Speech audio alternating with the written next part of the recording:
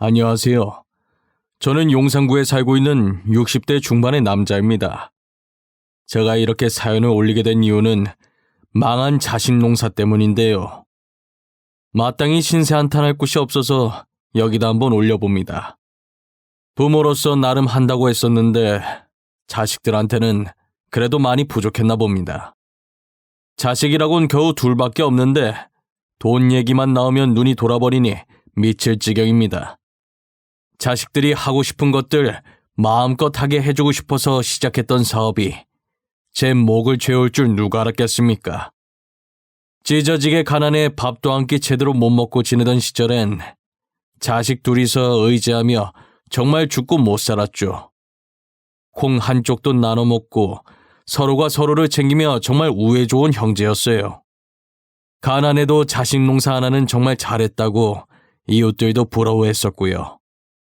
그렇게 동네에 소문난 형제들이었는데 제가 하던 사업이 성공하게 되면서 둘 사이는 예전 같지 않았어요. 형편이 나아질수록 형제들 다툼도 잦아졌죠.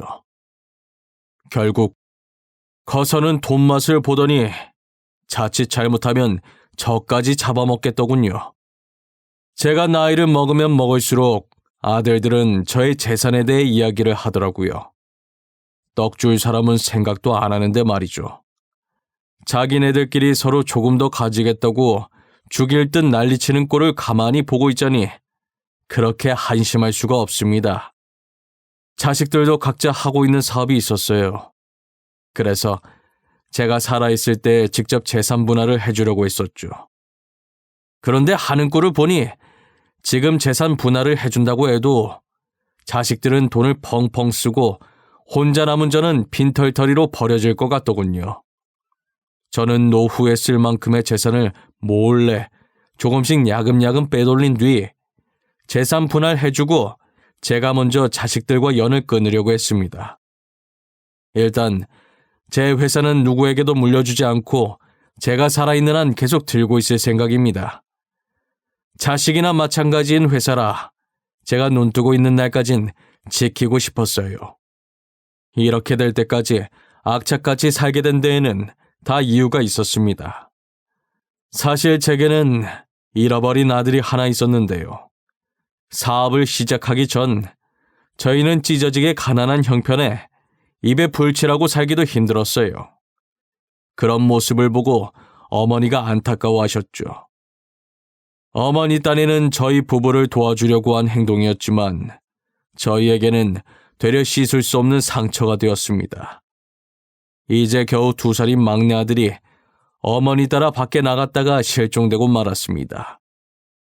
그러다 아내는 충격을 받아 쓰러졌고 병까지 얻어 결국 1년 후 세상을 떠났죠.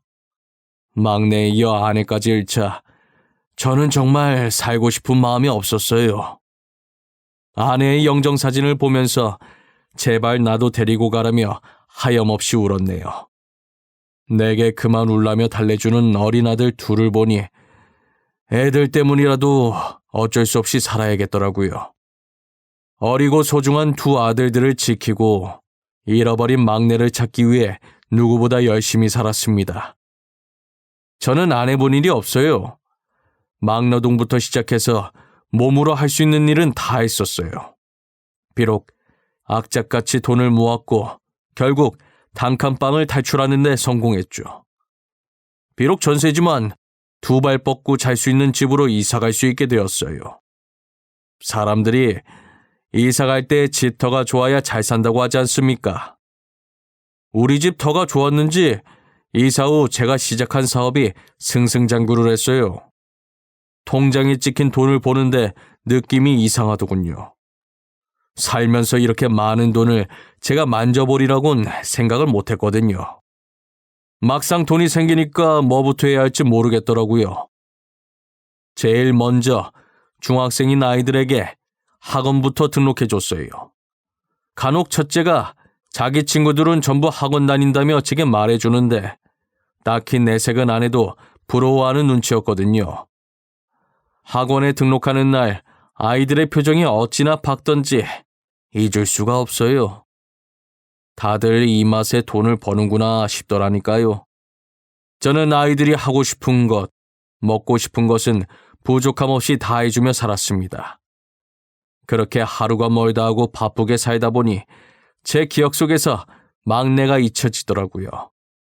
그러다 제 기억에서 막내를 다시 꺼내게 된 건 어머니가 세상을 떠나실 때였습니다. 어머니는 이제 나이가 있으신지라 치매에 걸려 요양병원에 모시게 됐죠. 이제 회사도 많이 컸고 아들들도 다 키워서 제가 틈틈이 어머니를 요양하고 있었어요. 어머니는 저를 알아보지 못하시지만 저를 부를 땐 꼭 막내야라고 하셨어요. 저는 외동이라 첫째면서도 막내이기도 하니 틀린 말은 아니라고 생각했죠. 그런데 마지막 날엔 이상하리만큼 슬픈 눈으로 저를 바라보시더니 제 얼굴까지 양손으로 쓰다듬어 주시더라고요. 막내야, 우리 막내. 네, 어머니. 막내 여기 있어요. 할미가 미안하다. 내가 널 그렇게 보내면 안 되는 거였는데. 내가 미안이여. 다 내 잘못이여. 어머니, 그게 무슨 말씀이세요? 다 내가 한 것이여. 니네 애비는 아무 잘못이 없으니 너무 원망 말어. 그 보육원에 보낸 건 다 너 잘 살라고 한 것이여. 어머니가 하신 말씀을 믿을 수가 없었어요. 아니, 믿고 싶지 않았어요. 단순히 실종된 줄만 알았던 막내가 알고 보니 어머니께서 보육원에 보냈다는 사실을요. 저는 머리가 새하이져 한동안 아무 말도 할 수 없었습니다. 어머니는 그 말을 끝으로 잠자듯 편안하게 눈을 감으셨어요. 어머니의 장례가 끝나고 곧장 막내를 찾으려고 했었습니다. 하지만 너무 미안하기도 하고 혹여나 이미 가정이 생겨서 잘 살고 있는 애 앞에 제가 괜히 나타나 혼란만 줄 것 같은 여러 가지 감정에 찾지 못했어요. 돌아가신 어머니 원망도 정말 많이 했습니다. 어머니가 굳이 막내를 보육원에 버리지 않았더라면 저는 아내도 잃지 않았을 테니까요. 이제 저도 점점 늙어가고 더 늙기 전에 한 번이라도 막내를 보고 싶었어요. 그리고 많이 늦었지만 과거의 일을 사과하고 싶었습니다. 만약 막내를 찾게 된다면 제가 가진 모든 재산을 막내에게도 물려주고 싶었어요. 전 두 아들 몰래 수소문해서 막내를 찾기 시작했습니다. 먼저 어머니께서 말해주셨던 보육원부터 찾아갔습니다. 하지만 성인이 된 막내는 이미 보육원을 떠나고 없더군요. 그 소식을 들으니 눈앞이 깜깜해졌지만 그래도 막내를 찾는 것을 포기하지 않았어요. 고작 제가 알고 있는 건 막내의 이름과 생년월일 뿐이었지만 열심히 찾다 보면 꼭 제 앞에 나타나 줄 거라 믿고 살았었죠. 나이는 점점 들어가고 제 마음은 다급해져 가고 있을 때 흥신소에서 막내를 찾았다는 연락을 받았습니다. 몇십 년 만에 마주한 막내는 듬직하게 멋진 남자가 되어 있더군요. 막내의 손을 잡고 너무 늦게 찾아 미안했다고 용서를 빌었더니 막내는 사람 좋은 미소를 지으며 괜찮다고 하더라고요. 저는 앞으로 막내만 바라보며 살겠노라 마음먹었어요. 자식들 몰래 막내를 만나오면서 그가 못해줬던 것들을 다 해줬습니다. 막내에게 빚이 조금 있더라고요. 돈이 없어서 대출받다 살다 보니 빚이 생겼다는 말을 듣고 전부 제 탓인 것 같아 제가 빚도 다 갚아줬죠. 그렇게 막내와 재회한 지 3개월쯤 되던 해였습니다. 이제 여름이 되어 반팔을 입는 계절이 되었죠. 사실 막내 팔에 조그마한 흉터가 하나 있었어요. 어릴 때 둘째가 실수로 국을 엎질렀는데 그게 옆에 누워있던 막내에게 튀어서 생긴 화상 흉터였거든요.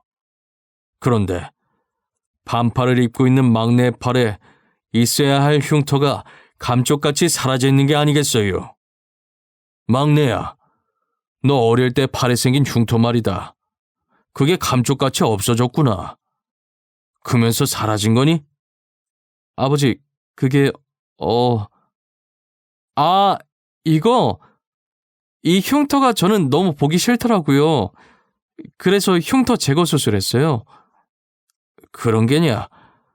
요즘 기술이 정말 많이 발전했구나. 오래된 흉터도 다 제거해주고 말이야. 막내는 살짝 당황해하더니 이내 자신의 팔을 감싸고선 제게 수술을 했다더군요. 저는 그랬을 수도 있겠다 싶어서 별 의심 없이 넘어갔습니다.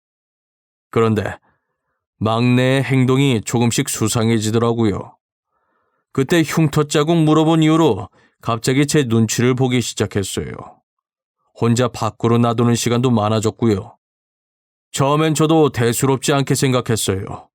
하지만 어딘가 모르게 수상해 보이는 행동에 설마 하는 생각이 들었습니다. 마음속으로 아닐 거야 믿으면서도 의심은 지을 수 없더군요. 결국 저는 막내의 머리카락으로 유전자 검사를 해보기로 했습니다. 결과만 나오기를 기다렸어요. 결과 나오는 며칠 동안 혼자서 얼마나 피가 말렸는지 모릅니다. 그저 막내를 찾았다는 기쁨에 젖어 유전자 검사를 해볼 생각도 못한 제 자신이 너무 한심했어요. 만약 제 아들이 아니라면, 정말 그런 거라면 싶은 생각에 너무 분해서 잠도 제대로 못 잤습니다. 며칠 뒤 결과지가 제 손에 쥐어졌고 막내 아들이 보는 앞에서 지를 봤어요. 불일치라는 세 글자를 보는 순간 저는 그대로 뒷목을 잡고 쓰러졌습니다. 그래도 그놈은 양심이라는 게 조금이라도 있었던지 저를 병원으로 데리고 와서 제가 깨어날 때까지 옆을 지키고 있더군요. 왜 그랬냐고 따지니 제가 어느 기업의 회장이라는 것을 알고 일부러 접근을 했더랬죠. 본인도 유전자 검사하면 끝나는 건데 과연 이게 먹힐까 했었대요. 그런데 제가 검사를 하지 않자 마음 놓고 아들 행세를 하게 된 것이죠. 원래 그놈 계획은 자기가 빌린 빚만 갚고 떠날 생각이었다네요. 그런데 제가 가지고 있던 재산이 자기가 생각했던 것보다 훨씬 많았고 욕심이 생긴 건지 돈을 몰래 빼돌리려고 이때까지 아들 행세를 해왔던 거였어요. 그런데 양심에 찔리긴 한 건지 제가 쓰러지자마자 구조대를 불러 병원으로 데리고 왔더라고요. 그간 아들로 지내온 정이 있어서 마지막에 그놈에게 돈 몇 푼 쥐어주었습니다. 그래도 막내라고 생각했던 시간들이 있어서 그런지 아닌 걸 알면서도 그놈에게 정이 들었더라고요. 사람 속이고 다니지 말라고 진심으로 충고하고는 다시는 내 앞에 나타나지 말라고 말했어요. 그놈이 병실을 나가고 또다시 아들을 잃었던 당시의 허망한 마음이 들어 한동안 아무 말 없이 창문만 바라보았습니다. 막내를 버린 죄를 지금 받고 있다는 생각이 들었어요. 이번 생에선 막내를 찾지 말라는 하늘의 뜻인가 싶고요. 제 죄는 아직 끝나지 않았나 봅니다. 주치의가 들어와서 검사 결과를 말하는데 제게 위암이 있다고 하더군요. 치료를 하면 생명을 연장할 수 있다고 하는데 더 살아서 뭐하나 싶었습니다. 저는 이만큼만 살고 싶다고 치료를 받지 않겠다고 했죠. 그랬더니 주치의가 하루에 한 번씩 병실에 와서 저를 설득하는 게 아니겠어요. 아버님, 치료받으면 살 수 있는데 왜 안 받으시려는 거예요? 아유, 진짜 나는 그냥 치료받고 싶지가 않다니까 자꾸 그러네. 그래도 살 수 있으면 사는 게 좋죠. 왜 계속 고집을 피우실까? 의사 양반, 지금 환자 살려야 한다는 의무 때문에 이러는 겐가? 내가 더 이상 살고 싶지 않다는데 왜 계속 그러나? 환자 의견도 존중해줘야지. 이상하게 아버님만 보면 제 아버지 같고 친근해서 마음이 자꾸 쓰여요. 의사가 제게 아버지 같다고 하는데 그 표정이 왠지 모르게 슬퍼 보였어요. 원래 남의 가정사 물어보는 성격이 아닌데 저도 모르게 말이 나가더군요. 혹시 자네 아버지는 일찍 돌아가셨나? 저는 보육원에서 자라서 부모님이 안 계세요. 힘든 환경에서 의사까지 된 겐가? 너무 잘 커줬구나. 내가 다 기특해. 부모님은 찾고 싶지 않고 가끔 보육원 친구들이 다시 가족품으로 돌아가더라고요. 저도 그 모습을 보고 희망을 품고 살았었는데 그런데 이제껏 저를 안 찾는 거 보면 버린 게 맞는 것 같아요. 그리고 혹시라도 왜 찾아왔냐는 소리 들을까봐 찾을 자신도 없어졌어요. 자네 아버님도 다 사정이 있었을 게야. 이 세상에 자식을 버리고 싶어서 버리는 부모는 없을 것에. 이제 괜찮아요. 이렇게 지내다 보니 혼자가 더 편한걸요. 저 보육원 나오자마자 새 출발하려고 이름도 바꿔버렸어요. 지금 의사 양반을 보니 나도 잃어버린 아들이 보고 싶고 그러네. 그렇게 병원에 2-3달 지내다 보니 마음 터놓고 말할 사람이 주치의밖에 없었어요. 주치의는 환자 말이라면 끝까지 들으려고 노력하는 참된 의사였어요. 그런 모습에 저는 의사 손 꼭 붙잡고 예전의 막내와의 추억에 잠겨서 의사에게 털어놓기 시작했어요. 제 말을 듣던 의사의 표정이 점점 미묘하게 바뀌더군요. 아버님 말 듣다 보면 저도 제 아버지가 생각나서 찾고 싶어져요. 아버님처럼 저희 부모님도 저를 지금 찾고 계실까요? 그럴 걸세. 내 장담하지. 지금이라도 부모님을 찾아보게. 아버님 말 한번 믿어볼게요. 그러니 아버님도 제발 치료 열심히 받으세요. 그래야 잃어버린 아들 찾으시죠. 끈질긴 의사의 설득 끝에 2손 2발 다 들었고 덕분에 치료받는 것에만 집중했어요. 그래도 막내를 찾기 위해 업체에 제 DNA를 등록해놓고 치료를 받았죠. 등록한 지 얼마 지나지 않아 제 DNA와 일치하는 사람이 나타났다고 연락이 왔어요. 저는 전화를 끊고 곧장 업체로 달려갔죠. 갔더니 저를 맞이하는 건 다름 아닌 제 주치의였어요. 아니, 자네가 여기는 어쩐 일인가? 자네도 오늘 부모님을 찾은 겐가? 네, 아버님. 저도 연락받고 왔어요. 저희 부모님 찾은 것 같아요. 의사는 부모님을 찾았다며 제게 활짝 웃어 보였어요. 저는 정말 다행이라고 이제 행복할 일만 남았다고 의사의 손을 잡고 있었죠. 업체 직원이 나와서 저희를 보면서 벌써 서로 알아본 거냐고 하시더라고요. 그러더니 제 손에 쥔 종이를 저희에게 건네며 친자가 동일하다고 하는 게 아니겠어요. 직원이 건넨 결과지에는 일치라는 글자가 적혀 있었습니다. 아니, 어떻게 이런 일이 있을 수 있는지 종이를 받고 어안이 벙벙했습니다. 네가 정말 민혁이냐? 우리 민혁이가 맞는 거냐? 네, 제 전 이름이 민혁이에요. 저 민혁이 맞아요. 사실 이름 바꿨다는 얘기를 듣고 전 이름이 뭔지 물어보고 싶었다만 혹여 너에게 상처가 될까 물어보지 못했단다. 너무 잘 커줘서 고맙구나. 아니에요. 저 포기하지 않고 끝까지 찾아주셔서 정말 감사합니다. 아버지. 막내와의 눈물 젖은 재회를 하고 있을 때 휴대폰에 불이 나기 시작했어요. 철부지 아들들이 제가 전화를 받지 않자 문자로 돈을 달라고 난리를 치고 있었습니다. 2 자식놈들이 어릴 때 막내랑 헤어져서 막내의 존재는 모르고 있었어요. 일단 아들들에게 막내가 있다는 것을 숨겨야겠다고 생각했어요. 아비가 위암에 걸려 입원했는데도 여전히 돈 타령하며 전화만 하는 게 저 자식 놈들은 저를 돈줄로 보고 있는 게 분명했어요. 그래서 마지막으로 철없는 자식놈에게 돈 줘버리고 도망갈 계획을 세웠어요. 아들들을 집으로 불렀어요. 돈을 주겠다면서요. 평소 같으면 안 된다고 했을 제가 그럼 얼마나 해주면 되냐고 물어봤죠.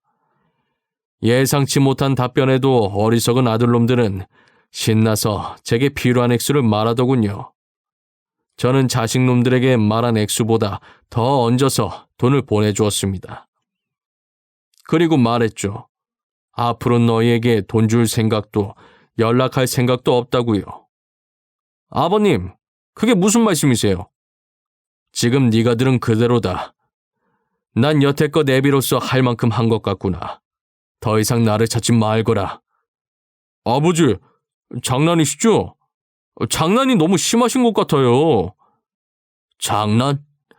난 어느 때보다 진지하구나.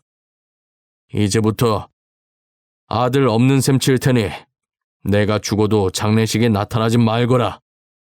당연히 제 말에 자식들은 난리가 났죠. 시끄럽기만 한 놈들을 집에서 내쫓았어요. 하루가 멀다 하고 아들놈들이 찾아오는 통에 이사도 가고 폰번호도 바꿔버렸습니다. 잠잠해진 집과 핸드폰을 보니 이제야 속이 좀 시원하더군요. 막내는 자기 형들과 다르게 정말 바르게 컸더라고요. 부모 없이도 기죽지 않고 삐뚤어지지 않고 남을 위할 줄 아는 착한 아들이었어요. 환자밖에 모르고 욕심도 없고 바쁜 와중에 틈틈이 보육원 봉사도 다니더군요. 제가 치료받는 동안에도 어찌나 저를 챙기던지요. 그런 아들을 보고 왜 진작 찾지 않았을까 너무 미안했습니다. 막내야, 커갈 때 도움 하나 못 주고 아비가 늙어서 이렇게 받기만 하고 미안하구나. 에이, 무슨 말씀이세요? 다시 제 곁에 와주신 것만으로도 감사해요. 치료도 이렇게 잘 받아주시고 아버지가 제 옆에 계속 있어줬으면 좋겠어요. 미운 아비 원망 하나 안 하고 치료도 계속 해주고 먼저 세상 떠난 너희 엄마가 하늘에서 웃고 있을 것 같구나. 그렇게 계속 고마우시면 치료 계속 잘 받고 건강하게 제 옆에 살아주세요. 전 그게 가장 큰 선물이에요, 아버지. 막내는 지금도 저와 딱 붙어서 잘 지내고 있습니다. 이사하고 나서 바로 저희 집으로 들어와 살았어요.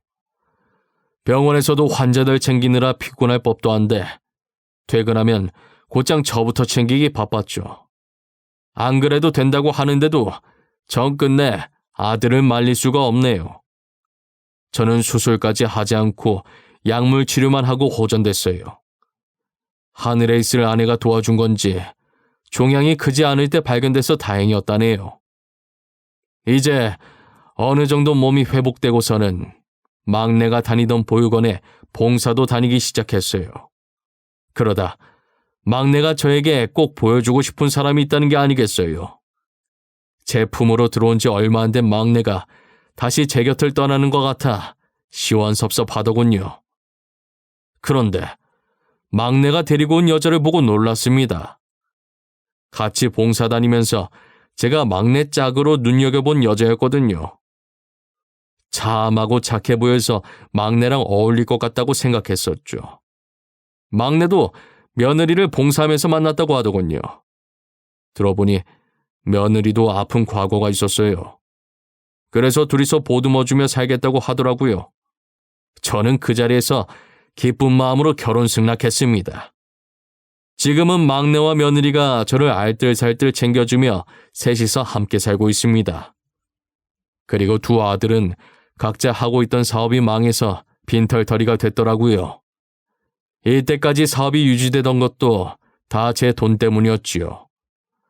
사업 실패로 모든 걸 잃은 자식들은 날마다 제가 운영하던 회사로 와서 제발 한 번만 연락해달라고 부탁하고 왔어요. 개구리 올챙이적 생각 못한다는 말이 있지 않습니까? 딱 제 두 아들놈들을 보고 하는 말인 듯 싶네요. 가난했을 때 힘들게 살던 시절 생각 못하고 저렇게 돈에 미쳐버릴 줄 누가 알았겠어요. 저는 하루빨리 아들놈들이 정신 차리고 인간답게 살아가길 바랄 뿐입니다. 제 사연은 여기까지입니다. 지금까지 제 이야기를 들어주신 모든 분들께 감사합니다.